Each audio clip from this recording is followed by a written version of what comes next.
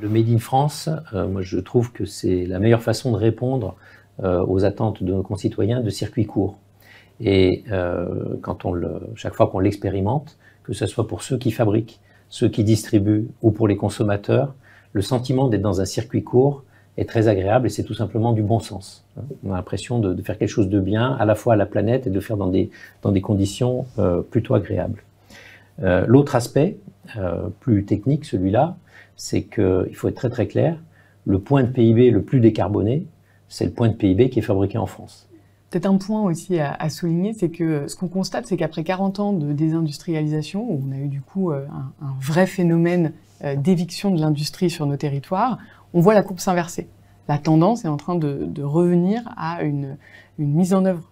du développement, des créations nettes d'emplois dans l'industrie. Et un point qu'on peut lier et qui ressort du baromètre, c'est aussi qu'avoir un socle majeur et solide d'entreprises sur le territoire français, c'est un facteur d'attractivité pour les investissements étrangers sur notre territoire.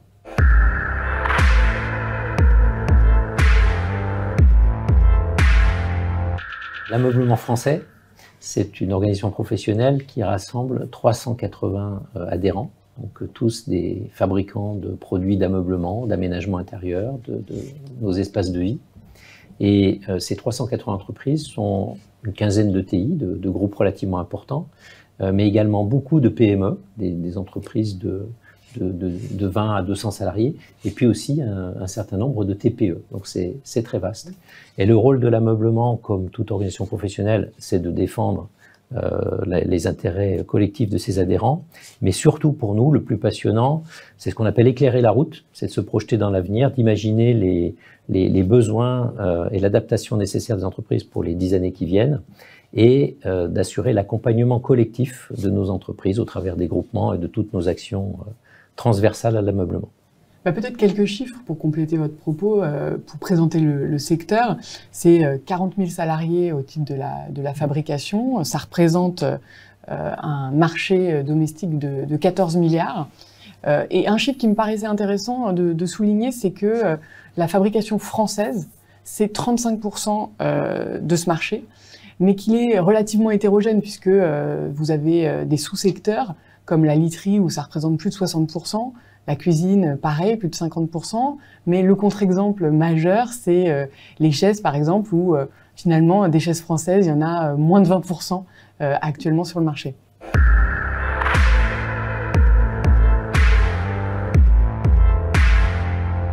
Dans le cadre du plan de relance, on a senti un accompagnement très fort de la puissance publique, donc à la fois au travers de la volonté de l'État, qui a mis en place un certain nombre de moyens, mais également démultipliés en régions et dans les départements. Donc, et pour ça, pour les entrepreneurs, et notamment les entrepreneurs industriels, c'est extrêmement important, parce que se sentir accompagné et pas uniquement contrôlé, c'est fondamental. Oui, je suis d'accord, et en plus, ce sujet de changement de posture de l'État dans un rôle de facilitateur pour mettre en œuvre au quotidien la reconquête industrielle, c'est vraiment quelque chose de fondamental qui s'est illustré à la fois dans les plans d'investissement massifs pour inciter, malgré l'incertitude de la crise, à continuer à investir et à créer de l'emploi, mais également sur d'autres sujets pour faciliter l'accès au foncier productif, faciliter le développement des compétences. Et un programme me vient à l'esprit qui est le programme Territoire d'Industrie, qui a cherché à mettre en œuvre des plans d'action sur mesure dans chaque territoire pour lever les difficultés rencontrées à la fois par les élus et les industriels, et pour que tout le monde puisse parler le même langage autour d'actions communes pour recréer de l'industrie dans les territoires. Alors un sujet très important, alors vous savez, ce sont les impôts de production qui ont un poids important en France, 70 milliards contre 10 milliards en Allemagne. L'État a déjà fait un grand pas avec un allègement de 10 milliards, donc c'est un signal très positif qui est très incitateur pour les industriels à investir. Et donc, pour nous, ce qui serait très important, c'est que cette direction se poursuive avec d'autres allègements de ce type.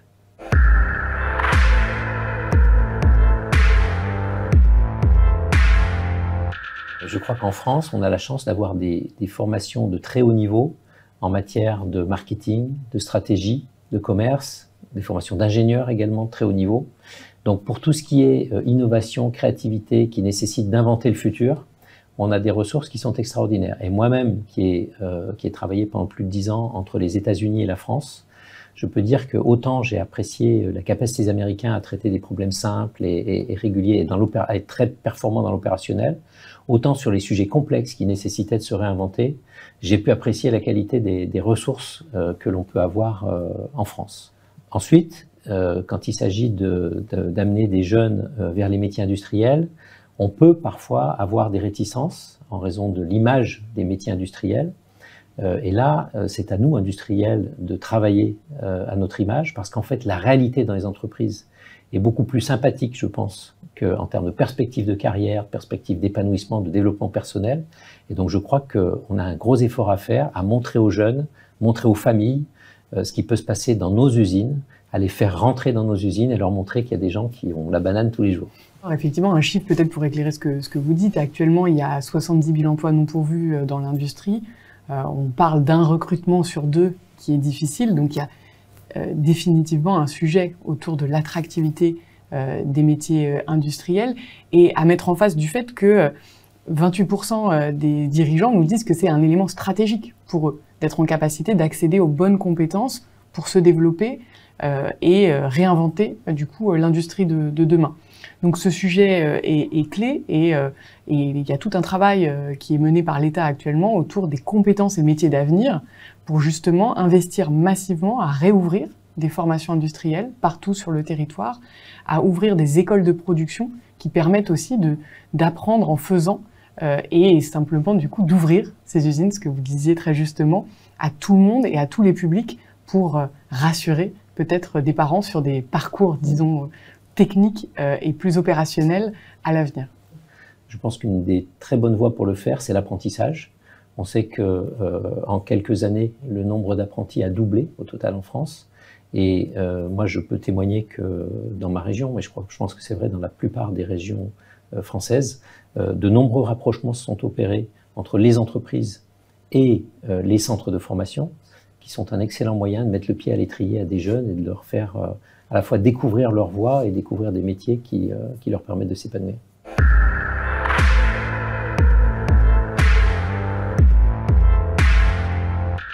Pour développer encore plus le Made in France dans les 5 ans qui viennent et continuer d'industrialiser, de réindustrialiser, je pense que ce qu'il faut que l'on fasse, c'est s'appuyer sur nos capacités d'innovation et de créativité. Ces capacités, elles sont très particulières et pour l'avoir éprouvé en comparant avec d'autres pays, d'autres organisations en Europe ou aux États-Unis, je pense qu'on a une capacité de créativité avec un certain niveau d'audace et je pense notamment à 2 orientations majeures sur lesquelles il faut que l'on travaille actuellement, qui sont l'adaptation du design de l'ensemble de nos offres aux nouveaux usages, qui évoluent très fortement, très rapidement ces dernières années, et pas que le travail ou le télétravail, mais tous les lieux dans lesquels on vit, et le transport, et les objets technologiques qu'on utilise. Je pense qu'on a une capacité à devenir les champions du monde de ce design d'usage. Et deuxièmement, par rapport à un autre sujet extrêmement important aujourd'hui, qui est celui de la RSE, et du changement de nos façons d'utiliser les ressources de la planète et également de retravailler notre modèle social, sociétal, je pense que nos équipes françaises ont une capacité particulière à inventer ce futur. Et pour moi, l'écosystème industriel français à 5 ans, il devra s'appuyer absolument sur ces 2 plans. Vous avez utilisé un terme qui résonne, qui est l'innovation. Si on se place à horizon 5 ans, ou même si on vise 2030, il y a des investissements à mener sur des filières d'avenir pour développer des nouvelles formes de mobilité décarbonées, pour développer des nouvelles filières et structurer davantage des écosystèmes autour de ces grands marchés clés. Et le plan France 2030 vise à développer sur l'ensemble des grandes filières d'avenir du Made in France, des grands champions dans l'industrie française, dans la batterie, dans l'hydrogène, mais aussi développer les compétences associées autour de ce que vous évoquez, c'est-à-dire capitaliser sur notre capacité d'innovation, notre excellence en France, pour créer ces investissements d'avenir et structurer du coup un écosystème français à horizon 2030 résilient, décarboné, mais également compétitif.